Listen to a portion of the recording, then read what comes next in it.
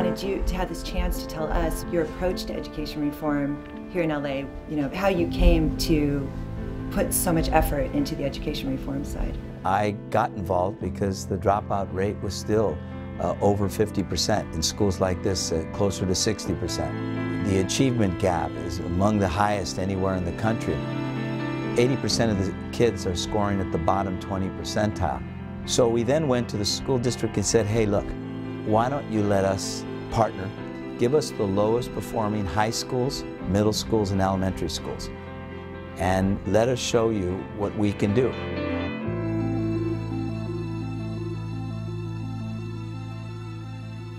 Now we have 21 schools, the lowest performing, the most violent. There was one school in Watts, a middle school, where 120 kids were arrested on campus in the year before we took over. After the first year, it was less than 20.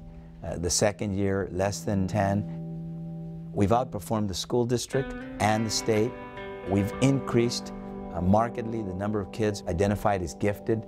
And our parent participation has increased dramatically.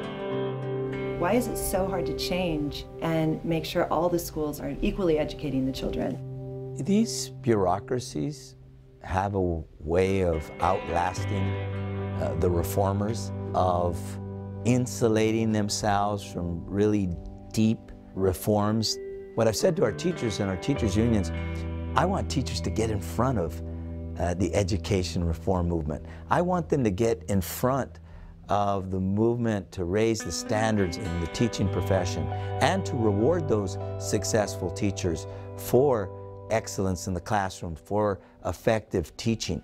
And that means we're going to have to better evaluate effectiveness in the classrooms. That means we're going to have to support our teachers. That means we're going to have to fund our schools. But it also means we're going to have to be accountable for results. In our schools today across the country, but particularly here in California, performance isn't taken into account at all.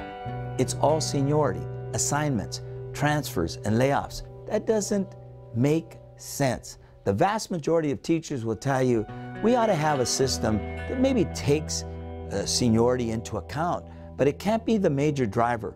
Performance has to be the major driver, particularly in a time where they're laying off as many people as they have. If you could change the profession of teaching so that over the next few years you're getting better trained people into the classroom, how would that impact the city? If we're going to compete with other global cities around the world, we have to have a public school system that is setting a higher bar. I got involved in this issue because it was a public school that gave me a second chance.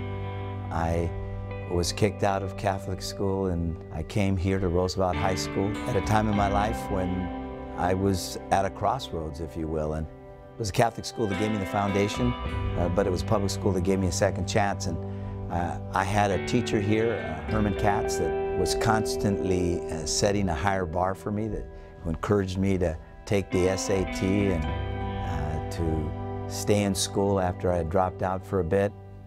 I look at my experience here and I recognize that if I hadn't had that second chance, I wouldn't be here today.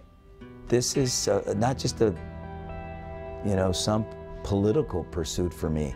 This is a passion and an obligation that I have as the mayor of this city.